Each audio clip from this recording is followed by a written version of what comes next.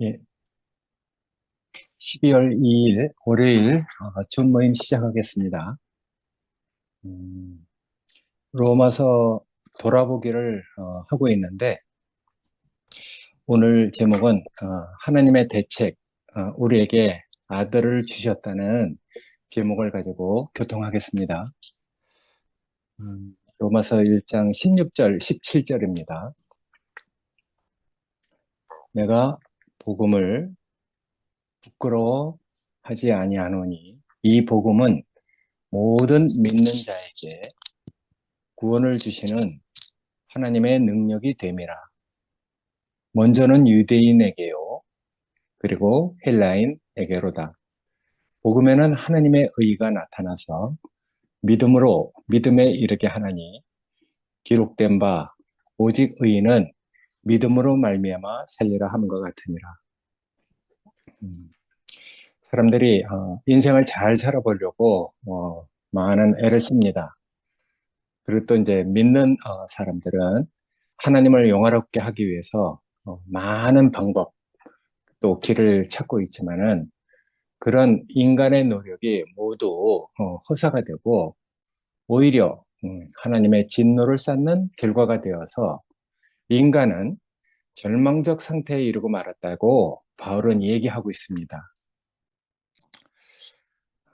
하나님을 영화롭게 해야 되고 하나님께 감사해야 할 존재가 어쩌다 이렇게 되었는가? 그거는 하나님 아들이 될 수 없게 원인을 제공한 그런 자에게 유혹되어서 목표가 없어지고 갈 곳이 없어졌기 때문에 인간들이 이렇게 됐다 하는 것을 얘기하고 있습니다. 원래 인생은 최고의 위치에 놓여져 있었습니다. 어, 만물이 다 인간을 지향하도록 모든 창조물보다 먼저 있던 자라고 분명히 얘기를 했습니다마는 그런 인식이 없었기 때문에 하나님을 표현할 수 있는 최고의 위치가 무엇인지 몰랐기 때문에 많은 문제가 생겼거든요. 원래 인생은 최고의 위치에 놓여져 있었습니다. 하나님을 표현할 수 있는 최고의 위치로 우리를 지으셨습니다. 그것이 우리가 하나님께 감사해야 할 이유였던 것이죠. 근데 그것을 잃어버렸으니까. 그래서 이제 사람이 하나님을 모르면 불행해지는 이유가 여기 있습니다. 하나님을 모르면 사람에게 주어진 위치가 얼마나 영광스럽고 얼마나 복이 되는지를 모르기 때문에 아무것도 아닌 것에는 감사하고 정말로 중요한 것에는 감사하지 못하는 그런 사정이 되고 마는 것이거든요. 하나님께서 사람을 지을 때 사람에게 필요한 그 모든 것을 다 채워서 살 수 있도록 그렇게 지으셨습니다. 어떤 부모가 자식이 잘 되기 원하고 자식이 살아가는데 모든 것을 다 배려해주고 싶은 부모가 아닌 사람이 어디 있겠습니까? 부모는 자식에게 모든 마음과 자기의 모든 하여튼 역량을 다해서 자기가 난 자식이 세상을 살아가는데 아무런 지장 없이 살 수 있도록 살아갈 수 있도록 그렇게 하고 싶은 것이 부모의 마음입니다. 하나님이 오죽하겠습니까? 그래서 하나님을 표현하고 그 영광을 위해서 살기에 완전하도록 우리를 지어놓고 그렇게 배열해 놓았음에도 불구하고 감사할 수 없게 됐잖아요. 그 이유는 우리가 이제 창세기에서 보듯이 자기 욕망과 만족을 찾기 있기 때문에 그래서 이제 빗나가게 된 것입니다. 원인을 제공한 사탄에게 속아서 그렇게 된 것이죠. 그러니까 사람이 정상적으로 하나님 밑에서 1인지야 그 만인지 이상 그러니까 하나님을 섬기고 모든 만물을 지배하고 정복하고 다스릴 수 있는 그런 위치에 뒀는데 그런 위치로 사람이 딱 이렇게 안정이 되게 되면은 사탄은 늘 사람을 섬기는 그런 자리에 있어야 되거든요. 그러니까 이게 빗나간 천사, 타락한 천사라고 합니다. 그 천사가 하나님의 아들이 되지 못하도록 그렇게 유혹을 하고 그런 원인을 제공했다는 것이거든요. 그건 창세기에서 나중에 그 혹시 우리가 교통할 수 있으면은 교통하기로 하고, 여기는 어쨌든 하나님이 주신 최고의 위치와 하나님을 영화롭게 할 수 있는 것을 버린 후 사람들의 생각이 이제 허망해졌다는 것을 바울은 얘기하고 있는 것이거든요. 사람의 목표가 없어지고 갈 곳이 없어지니까 향방 없는 다름질을 하게 되었습니다. 인생이 그렇게 되는 것이죠. 하나님을 떠나서 향방 없이 허망한 길을 가다 보면 미련해지고 어두워지게 됩니다. 나름대로 지혜롭고 속지 않겠다고 잘 살아보겠다고 하지만은 하나님이 없는 육신의 생각은 결국 사망에 빠집니다. 육의 생각은 사망이요, 영의 생각은 생명과 평안이니라. 이런 말도 있는데, 그러니까 이제 이 길을 떠나서 사람이 미련해지고 어두워지니까, 그러면서도 이제 사람은 고봉의 지식으로는 모든 것을 다 압니다. 옳고 그런 것이 무엇인지 알고 하나님의 말씀으로 율법을 배워서 불의가 무엇인지, 탐욕이 무엇인지 회개하고 고칠 수 있는 방법까지 다 알고 있습니다. 근데 다 알고 있는데 더 절망적인 것은 남을 판단하면서도 자기도 같은 일을 행한다는 것이거든요.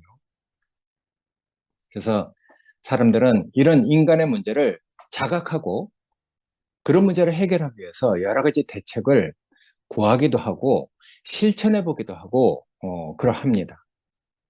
양심을 닫고 수양을 해서 정직한 사람이 돼서 이 절망적인 상태를 극복하고 하나님을 영화롭게 해보려고 했지만은 정상적인 양심이 아니잖아요. 양심이 빗나간 것이죠. 그래서 인간의 수양은 하면 할수록 더 자고해지고 인간의 의만 높여갑니다. 어, 그래서 교육을 한다 해도 그 지식은 본능을 이길 수 없습니다. 아무리 문화가 발달하고 환경이 개선되어도 아담은 역시 아담이라는 것만 드러내게 할 뿐이거든요. 세상을 보면 그게 증명이 되잖아요.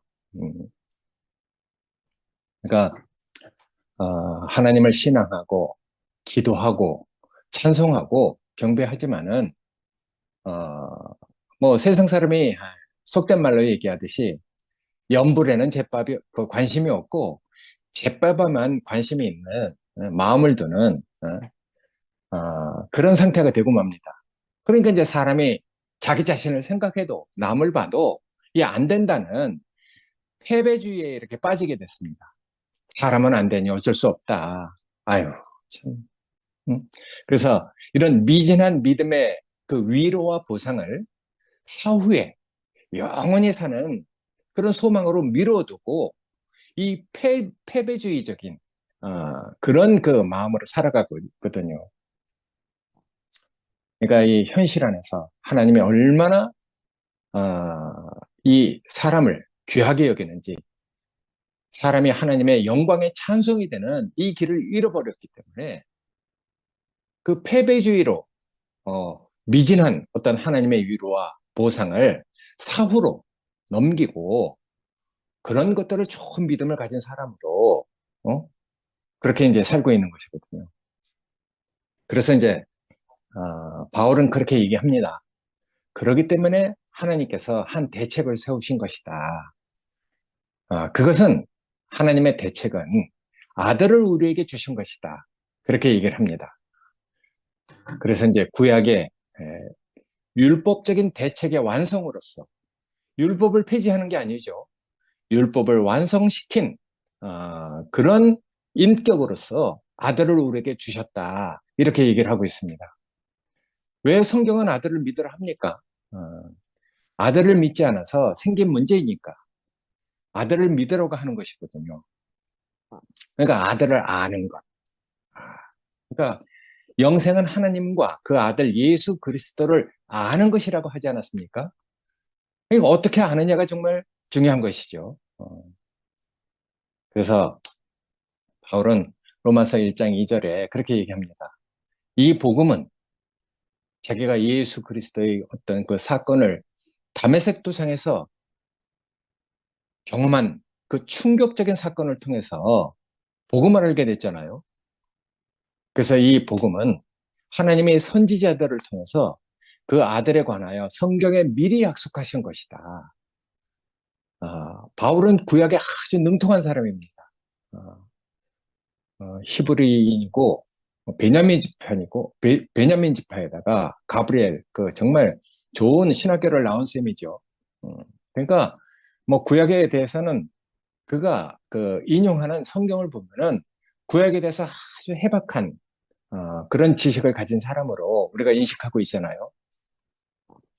그래서 이 성경에 미리 약속하신 것인데 그 아들에 관하여 말하자면은 육신으로는 다윗의 혈통에서 나셨고 성결의 영으로는 죽은 자 가운데서 부활해서 능력으로 하나님 아들로 선포되셨다. 이렇게 얘기합니다.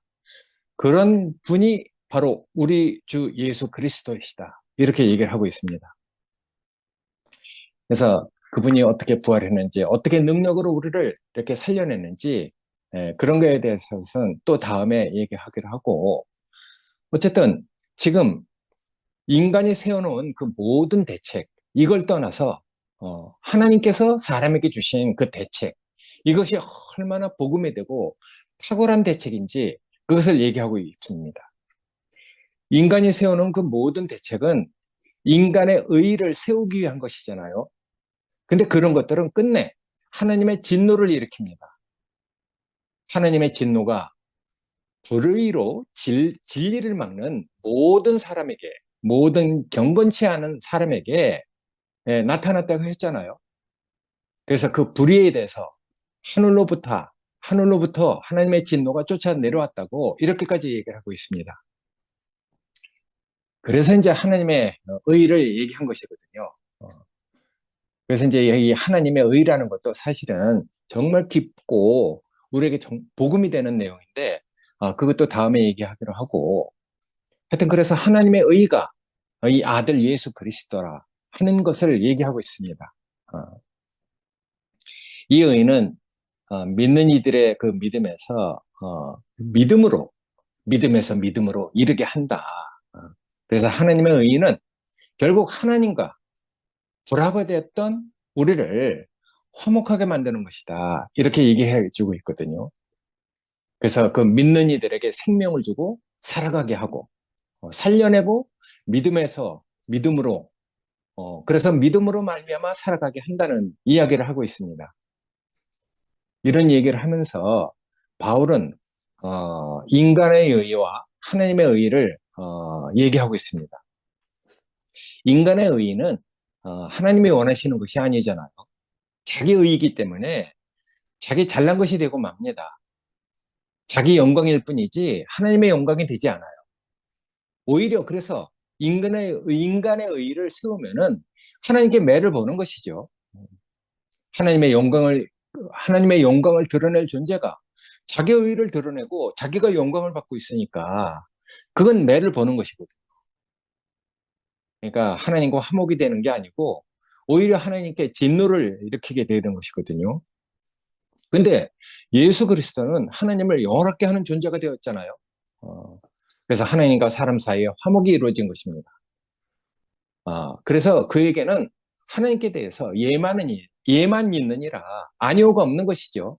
왜냐하면 하나님의 마음을 알기 때문에 하나님이 사람을 위해서 모든 것을 얼마나 풍성하게 얼마나 영광스럽게 배려해 놨는지 그것을 다 아는 사람이기 때문에 자기는 하나님이 자기에게 정해주신 길로 갈 수밖에 없는 자기 운명을 아는 사람으로 그렇게 간 것이거든요. 그래서 이 예수 그리스도는 하나님을 영화롭게 하는 존재가 되었기 때문에 하나님과 사람 사이에 화목을 가져오는 그런 분이 된 것이거든요. 그래서 예수님과 그 아버지 사이에는 완전한 화목이 이루어졌어요. 이것이 이제 그 인간에 대한 그 복음적인 대책이거든요. 하나님과 사람 사이가 갈라져서 화목하게 될 수 없으니까. 근데 하나님과 사람이 화목하게 되면은 그럼 인간이 가지고 있는 그 절망적인 모든 문제가 다 해결이 되는 것이거든요. 결국 하나님과 화목이 되느냐, 못 되느냐 하는 그 문제가 인간의 문제인 것이죠. 근데 예수 그리스도는 하나님을 영원롭게 하는 그 존재가 됐잖아요. 그래서 복음에 이른 바와 같이 하나님 아들 예수 그리스도를 믿음으로 말미암아 모든 믿는 자에게 미치는 하나님의 의인이 차별이 없다 그랬어요. 그래서 하나님의 하나님하고 화목이 되는 그런 길을 열어주셨기 때문에 그분을 알고 그분 자신을 우리의 운명으로 받아들이기만 하면은 누구든지 차별 없이 하나님과 화목될 수 있는 그런 길이 열렸다는 것을 얘기하고 있는 것이거든요. 그래서 예수님과 아버지 사이에 어떻게 화목이 이루어졌는가, 그걸 우리가 아는 것이 중요하죠. 예수님이라는 한 개인과 하나님이라는 신이 서로 화목한 것입니까? 그런 게 아니잖아요. 이 문제는 하나님과 온 인류의 문제입니다. 예수와 하나님의 그 문제가 아니고 온 인류의 문제라는 것이거든요. 그러니까 이제 우리의 대표자로 오신 분이라고 성경은 얘기하고 있죠. 그래서 다른 곳에서는 그렇게 얘기를 합니다. 죄가 한 사람으로 말미암아 인간에게 들어왔고 또 의도 한 사람으로 말미암아 우리에게 왔다. 이렇게 얘기하고 있습니다. 그러니까 우리의 대표자인 것이죠. 죄를 인간에게 끌고 들어온 아담도 우리의 대표자고 하나님의 의를 하나님의 구원을 우리에게 이렇게 임하도록 누려지도록 그렇게 하신 분도 우리의 대표자라는 것이거든요. 그러니까 그 예수가 하나님하고 화목하게 된 것은 모든 사람과 하나님이 화목하게 된 것이죠. 그래서 그 아들 안에서 우리는 다 화목하게 되는 것이죠. 그래서 그 아들 예수 그리스도를 우리에게 주신 우리의 운명으로 받아들이면은 차별 없이 하나님과 화목하게 되는 것이거든요. 그 길을 자기 자신의 삶을 통해서 우리에게 보여준 것이거든요. 그러니까 그 길을 제자들은 이제 부담스러워하고 그 길을 피한 것이죠. 그 길이 이제 십자가의 길인데 겉으로 볼 때는 죽음으로 향해서 가는 길이지만은 사실은 그 길이 모든 인류를 구원하는 그 길이었던 것이거든요. 그러니까 인간이 구하는 방식으로 화목하게 된 것이 아니고 그러니까 아들이 순종이라는 그런 방식으로 하나님과 그 화목하게 된 것이거든요. 그래서 이제 예수님은 우리의 대표자가 되는 것입니다. 그의 나으시고 사시고 순종하고 십자가로 가시고 죽으시고 다시 부활하셔서 이렇게 살아나신. 그래서 우리에게 생명 주는 그런 영이 된 것. 지방교회에서는 그것을 영이라 합니다. 그 영이라 합니다.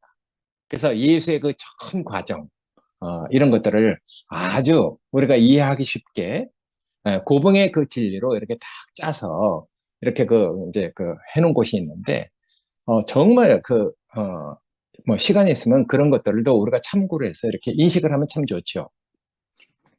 그래서 어쨌든 사람이 구하는 방식으로 하나님하고 화목하게 된 게 아니고 아들이라는 방식으로 하나님과 우리가 화목하게 된 것이거든요. 그래서 이제 예수님은 모든 인류의 대표자, 우리의 대표자가 되는 것이거든요. 그래서 하나님께서는 아들을 우리에게 주신 것입니다. 이게 이제 복음이거든요. 우리의 대표자로서 아들을 주신 것. 우리의 운명으로 아들을 주신 것. 복음은 아들이 우리에게 왔다는 것입니다.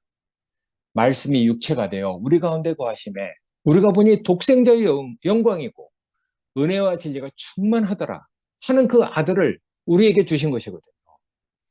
그러니까 이제 이 아들을 알고 믿고 나의 운명으로 영접하고 받아들이는 것이 우리가 이제 살아나는 길이고 살아갈 수 있는 그런 길이 되는 것이거든요.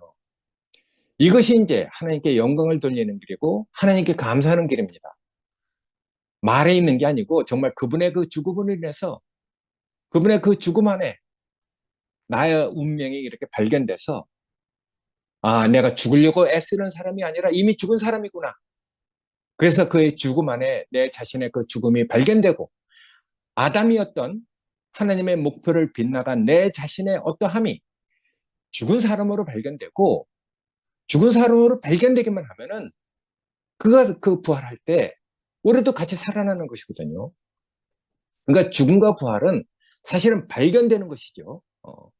발견되려 합니다. 발견되려 합니다. 이 발견되는 것, 계시로 우리에게 뭔가 이렇게 탁 비춰지는 것, 그게 우리에게 은혜가 되는 것이거든요. 이건 계시죠. 내 말은 영이요 생명이다. 계시다. 그러니까 우리가 이런 말을 우리가 이렇게 알아들을 수 있는 그런 생명을 우리가 얻었다는 게 정말 복이잖아요. 그게 감사가 되잖아요. 어떻게 계시가 어떻게 영이요 생명이신 말씀이 우리를 살려내고 우리를 이런 사람으로 살게 했는지 그건 다 은혜입니다. 여러분에게는 정말 하나님이 임재하셔서 다 이런 말을 알아들을 수 있는 그런 지각이 있고 그런 계시가 여러분의 인격에 대해서 우리가 이런 교통을 하는 거 아니겠습니까? 그러니까 이제 이 아들을 믿고 내 운명으로 영접하고 사는 것이 우리가 살아가는 것이 되는 것이죠. 그래서 우리가 하나님의 영광의 찬송이 되는 것, 뭐 일을 하는 게 아니죠. 그냥 그 존재적으로 하나님의 기쁨이 되고 이는 내 사랑하는 자고 내 기뻐하는 자니 너희는 저의 말을 들으라 하는 것처럼 하나님께서 그 아들을 볼 때 얼마나 기쁘시겠습니까? 난 내 아들을 볼 때 정말 기쁩니다. 내 손주를 볼 땐 더 기쁩니다. 정말 하나님에게 우리가 생명을 얻어서 그의 권속이 됐다는 것, 그의 아들이 됐다는 것, 이건 하나님의 기쁨이고 우리에겐 구원이 되는 것이죠. 근데 이런 것을 빗나갔기 때문에 인간에게 거의 절망적인 상태가 온 것이 아니겠습니까? 왜 성경은 아들을 믿으라고 합니까? 아들을 믿지 않아서 생긴 문제니까 아들을 믿으라고 하는 것이거든요. 아들을 믿지 않았다는 것은 무엇을 의미합니까? 하나님이 우리 인생에게 가장 존귀하게 될 어떤 그 위치와 그런 요인을 다 줬어요. 에덴 동산을 주시고 생명나무를 먹고 모든 과실은 네가 다 임의로 먹되 저거는 먹지 말아라. 그렇게 말씀하셨잖아요. 근데 그 위치를 몰랐다는 거예요. 모든 것을 경작하고 지키게 한 그 에덴 동산. 말이 동산이지 그게 하나님의 인격이잖아요. 하나님의 인격을 우리가 경작하고 지킬 수 있다는 것. 그거보다 축복스러운 그런 것이 어디 있겠습니까? 그게 에덴 동산이잖아요. 그러니까 우리가 하나님의 인격을 우리가 마음껏 누리고 그것을 경작하고 지킬 수 있는 그런 동산, 하나님의 인격을 우리의 그 동산으로 허락하셨는데 우리가 그걸 잊어버렸다는 것이거든요. 그러니까 우리에게 주신 그 존귀한 위치, 그 위치를 믿지 않았다는 것이거든요. 창세기에서는 그렇게 얘기하고 있잖아요. 하나님께서 사람을 지을 때 우리 형상을 따라 우리 모양대로 우리가 사람을 만들자. 그로 바다의 고기와 하늘의 새와 가축과 온 땅에 기는 것, 온 땅과 온 땅에 기는 것을 다스리게 하자. 그렇게 하셨단 말이에요. 그 하나님의 자기 형상, 곧 하나님의 형상대로 사람을 창조하시되 남자와 여자로 창조하셨다. 그러니까 이게 정말 우주 안에서 가장 존귀한 사람의 위치, 사람이 어떻게 살 것인지 그 짧은 그 글이지만은 모든 축복이 여기 다 있는 것이거든요. 근데 이 축복과 이 하나님의 배려해 놓은 이 모든 것을 믿지 않았다는 것이거든요. 오히려 아들이 되지 못하도록 원인을 제공한 사탄에게 속아서 천사를 더 부러워하고 선악과를 먹었다는 것이거든요. 선악을 하는 지식을 더 부러워했던 것이죠. 여자가 그 나무를 본즉 먹음직하고 보암직하고 지혜롭게 할 만큼 탐스럽기도 한 나무인지라 여자가 그 열매를 따먹고 자기와 함께 있는 남편에게도 주고 그도 먹었느니라 이렇게 됐잖아요. 그게 이제 인간의 그 비극의 시작이죠. 최초의 거짓말에 속아 넘어간 것이거든요. 네가 그것을 먹는 날은 결코 죽지 아니하니라. 그게 인류에게 그 다가온 사탄의 최초의 거짓말이에요. 그 거짓말에 속아 넘어간 것이거든요. 그러니까 정말 그런 것들을 볼 때 예수님은 다른 사람이잖아요. 다른 분이죠. 그래 그런 것들을 볼 때 전 그렇게 느꼈습니다. 사람이 자기가 가장 그 존귀하게 여기는 것이 있으면 다른 것이 부럽지 않습니다. 그것이 이제 자기의 그 자존감이 돼갖고, 자존감이 탁 있는 사람은 여간해서 누가 나를 높여도 높아지지도 않고, 누가 나를 낮춰도 낮춰지지 않습니다. 그게 하나님으로 인한 자기 인생을 깨달은 사람의 자존감 아니겠습니까? 누가 나를 높이겠느냐? 누가 나를 음부로 끌어내리겠느냐? 누가 나를 걸려서 넘어뜨리게 하겠느냐? 어? 그러니까 내가 높아질 이유도 없고 낮아질 이유도 없다. 거꾸로 넘어뜨릴 일도 없다. 구름통에 빠질 일도 없다. 지금이 한낮이 아니냐. 어, 그러니까 자기가 정말 하나님 앞에서 이런 생명을 받고 자기가 하나님이 자기에게 부여하신 그 운명이 가장 존귀하다는 것을 알면은 다른 것이 부럽지 않습니다. 그래서 우리가 이제 예수를 알아가는 것이거든요. 그래서 예수 안에 있는 자기 자신의 그 존재가 가장 존귀하다면은, 이게 정말 가장 존귀한 것이구나. 그렇게 알면은 천사를 부러워할 필요도 없고 선악과를 먹을 필요도 없습니다. 하나님이 주신 인생의 자존감을 잊어버리고 오히려 천사에게 열등감을 갖고 그 존귀하게 여기지 않았다는 것이거든요.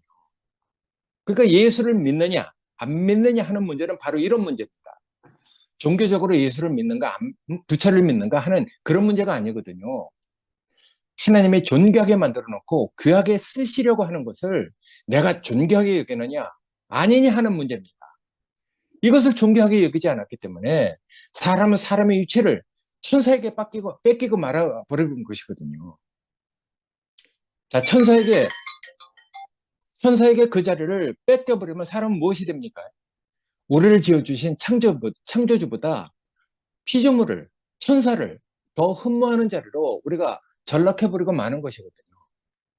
하나님을 존귀하게 여기는 자리에서 떨어지면은 모든 피조물은 결국 사람에게 쓰여서 사람과 더불어 하나님을 찬송하도록 되어 있는데 사람이 잘못됐으니까 모든 피조물도 허무한데 굴복하는 것이 자기의 뜻이 아니라고 사람을 원망하고 있는 것이거든요.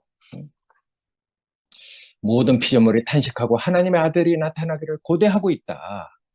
그러니까 인간이 만들어 놓은 모든 것을 원망하고 허무한데 굴복하는 것이 자기 뜻이 아니라 하면서 원망을 듣잖아요. 사람은 부끄러운 그 위치로 타락하고 빗나가고 말았죠. 그리고 인간이 손으로 만들어 놓은 것을 사랑하고 경배하고 그런 것을 더 많이 가지려고 내피림이 되려고 발버둥 치고 사는 것이 인간의 현실적인 모습이거든요. 그러니까 이렇게 되니까 사람은 하나님이 주신 고유하고 귀중한 직분을 잊어버리는 것이죠. 그래서 세상에 가면 할 일이 없는 그런 존재가 된 것입니다. 먹고 사는 일 외에는 아무 할 일이 없게 돼버렸어요. 아니, 회사에 가면 할 일도 많고 나라에, 집안에 할 일이 이렇게 많은데 무슨 할 일이 없다는 말이냐 하고 말할 수도 있잖아요. 근데 그 일은 다 먹고 살기 위해서 하는 일입니다. 공부를 하든 과학자가 되든 사업자가 되든 무엇을 하든 그것은 다 먹고 살려고 하는 일입니다. 그것이 뭐 잘못됐거나 귀하지 않다는 얘기가 아닙니다. 그것은 하나님이 우리에게 주신 직분하고는 상관없는 일이라는 것이거든요. 정말 고귀한 것은 감사하게 여기지 않고 이 시시하고 원래 우리에게 주신 직분이 아닌 것을 얻으려고 막 그렇게 하고 있는 것이거든요. 사람은 하나님이 나에게 주신 그 직분, 하나님을 영원하게 하는 그 직분을 우리가 가지고 살아야 되는 것이거든요. 다른 것은 인생의 직분이 아닙니다. 소가 풀 뜯어먹는 걸 보고 소의 직분이라고 하지 않잖아요. 원시적으로 볼 때는 소는 밭을 갈도록 이렇게 이제 사람들이 기르기 시작했어요. 그 소가 들어서 풀 뜯어 먹는 걸 보고 귀한 일 하고 있다 이렇게 여기지 않습니다. 먹고 살려고 저러는 것이구나. 소의 직분은 옛날 원시적으로는 주인을 도와서 밭을 가는 것이죠. 그게 소의 직분이듯이 사람도 직분이 따로 있는 것이거든요. 먹고 사는 것, 공부를 하고 과학자가 되고 이런 것들이 뭐 시시하거나 잘못됐거나 나쁘다는 얘기가 아닙니다. 다 귀한 일이라 할지라도 하나님이 원래 우리에게 주신 직분이 아니라는 것이거든요. 그래서 하나님을 영화롭게 하는 것 외에는 인생의 직분이 없습니다. 근데 사람이 사람의 존귀함을 잊어버리니까 사람의 직분이 없어지고 말았잖아요. 그래서 사람은 할 일 없는 자가 된 것이죠. 지금은 이제 자본주의가 되고 사회가 점점 더 발전해서 사람들이 살기 편하게 됐습니다. 점점 더 편해지니까 사람들은 더 편하자, 더 편하자 이렇게 하게 됐죠. 더 이상 부족한 것이 없으니까 이제 즐기자 하게 됐어요. 미국을 보면은 세계 최첨단의 나라잖아요. 그 사회는 결국 즐겁게 살다 가자 이것밖에 없습니다. 직분이 없는 인생이 되고 사명이 없고 목표가 없는 인생이 되니까 즐겁게 살다 가자, 즐겁게 살다 죽자 이것밖에 없는 것이거든요. 목표도 방향도 없이 즐겁게 살기 위해서 주말에 놀러 가기 위해서 돈 벌고 일합니다. 그러니까 하나님이 우리에게 주신 직분을 잊어버렸기 때문에 그렇게 되는 것이죠. 그렇게 되면은 자연히 사람은 자기 영역이 없어지는 것이거든요. 식물과 동물에게는 그들 고유한 영역이 있습니다. 참 아름다워라. 주님이 지은 세계.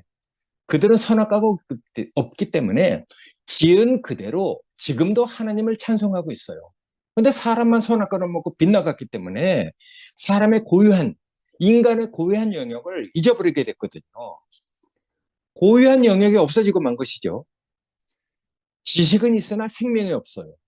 아는 것은 많으나 아무것도 할 수 없게 됐어요. 하나님을 영화롭게 할 수 없게 된 것이거든요. 자기 본분을 다 할 수 없게 된 것이죠. 이것이 하나님이 우리에게 주신 생명을 무시한 결과라는 것이거든요. 마침내는 천사를 부러하고 그와 합해서 네피림을 만들어내는 그런 결과가 되었다는 것이거든요. 그러니까 우리가 참 비참하게 된 것이죠. 거대해지고 정말 남보다 더 높아지고 많이 이렇게 가지려고 하는 그런 필요만 남게 됐습니다. 남보다 위대해져야 되고 남보다 힘 있어야 되고 남보다 커야 되고 남보다 잘해야 되는 그런 것만 남아서 무한 경쟁 사회로 돌입하게 됐단 말이에요. 너보다는 내가 커야 된다. 너보다는 내가 잘나야 된다. 너보다는 내가 위대해져야 된다. 그래서 성경에서 네피림을 생산하게 되었다는 것이 바로 이런 뜻입니다. 무엇 때문에 이렇게 됐습니까? 하나님께서 아들로 정하시고 우리가 아들이 되기 위해서 만들어 놨는데 그것을 믿지 않았다는 것이거든요. 생명나무를 먹고 자라면 너는 내 아들이 될 것이다. 이런 하나님의 말씀을 믿지 않았기 때문에 이렇게 된 것이거든요. 하나님의 말씀을 들으면 아들이 될 것이다 하는 말을 믿지 않았기 때문에 이렇게 된 것이죠. 우리도 말씀을 전하면서 그러잖아요. 우리가 다른 말 합니까? 우리는 가장 정말 쉬운 말을 하는 것이죠. 하나님 말씀을 전하면서 하나님 말씀을 들으면 아들이 될 수 있습니다.